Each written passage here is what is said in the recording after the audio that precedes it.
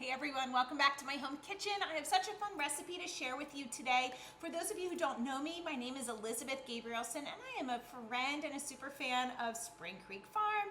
And I'm here to highlight a really interesting ribs recipe. Now this recipe is for beef back ribs, okay? A little bit different than the pork counterpart, similar in approach though, and I'm gonna highlight some of those differences. I wanna demystify the concept of how we bake or rather cook beef back ribs, okay? It's something that is not very common. It's not like you go to the store or rather the restaurant and you're out to eat and you see beef ribs on the menu. It's not that common, but it's really an important part of our utilization of our entire animal. And this is an important meat. It's super delicious and very simple to make. It's fairly time consuming in that it's just a low and slow, cook it in the oven, set it and forget it recipe, but it's not hard and it's not time consuming up front at all, okay? So you're just gonna see me prep it, get it in. We'll talk about the sauce I'm gonna make for it, and then we're done, okay? It is also really fun for a year-round recipe, all right? So look for this in the market. These are called beef back ribs, made with our grass-fed, local organic beef. Can't get any better than that, okay? Then we can also talk about how to use the bones later, but we have too much to cover, okay? That's for another time. Now what you're gonna do is you're gonna get your few pounds of beef. Now, size up on the poundage for these and ribs in general. They have a lot of bones, right? So if your family usually eats about 2 pounds of protein, or you're somebody who has about a pound, you know, of hamburger meat or chicken or something for your recipes, I want you to like triple it, okay? Because it's heavy, these bones are heavy. So I have at least, let's see, 2.5, at least about 5 or 5.5 pounds of beef ribs, okay? And also, who doesn't love leftovers? So you can see here, I have 3 little racks from the market. Okay, because I want to show you how to make it in its entirety. Now this is simple. If you have a special rub that you love on your ribs and you've made this before, then by all means you can rub it with a dry rub now. I'm simply going to show you the salt and peppering technique with a little bit of garlic powder just for some added flavor. You can rub that on both sides of the meat, okay? Then we'll get out our pepper, it's over there. And the way we're going to do this is I have my oven preheated here to 275.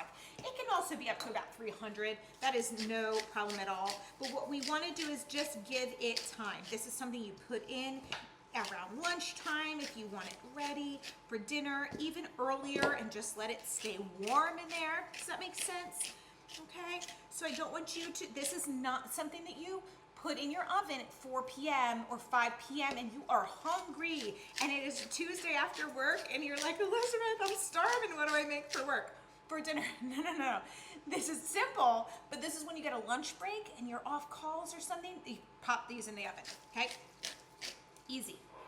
All right, salt, pepper, garlic powder. Now let me show you how I'm gonna put it on my tray. You can use a roasting pan, you can use a sheet pan, you can use a baking dish, anything that kind of contains it. And there are 2 ways to do this. The first way is that you're simply going to, and this is so simple, you're gonna be like, why didn't I do this before? All right, so it's super simple. You're going to put them, I like to make them meat side down. So you can see here, they're kind of 2 sides. One has more of the bone with just a little bit of membrane. The other one has all meat. Now, these are fairly lean, so I'm not going to cut them. What I am gonna do is just for giggles here is I'm going to gently cut through the membrane, this thin layer on top, to just give it a bit of a head start in tenderizing and breaking apart, okay? Then I'm gonna leave it face up because that means that my meat that's on the bottom side will be able to sit in all of the fat renderings and the juices from everything cooking above it rather than being up at the top and potentially not absorbing all of that flavor that we want. So now this is just like a little STEM project on how to fit all of them on your pan, just like this. And then we're gonna cover it very tightly in foil and I'm gonna pop it in.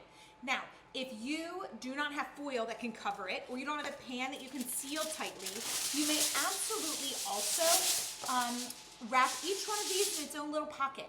Okay, what we want to do is contain the moisture so that they don't dry out. Okay, now if you have heavy duty aluminum foil, this is the perfect use for that. I was even surprised I have aluminum foil. I don't know if I've mentioned this before, but I never use aluminum foil. I don't know why people use it. It's not in my like chef wheelhouse. It's not something that I reach for a lot. I have it, and so it's a perfect thing to grab today. But I definitely don't have the heavy duty wide variety. If you do, or you're shopping for this and you're excited, then get the bigger ones, because then you can cover it in its entirety. Okay? Or like I said, forget it all together, and you can put them in their own little pouches and then just place them on a tray or in a pan. Okay? Great. So super tight, down like this. Now in they go. I'm going to check them after a couple of hours just to see how they're doing. But the ballpark time is a little bit more than a traditional, than would be a pork rib. These are gonna cook for about 4 hours. I'm thinking they will be ready when we poke them with a knife and they're tender and kind of falling off the bone a little bit. We don't want them to still be too tough. If needed, and you feel like, oh man, it's been in for a few hours, I needed these to tenderize a little more, you can always turn the oven up then at that point a little bit more, 300, 325, give them a little boost, okay?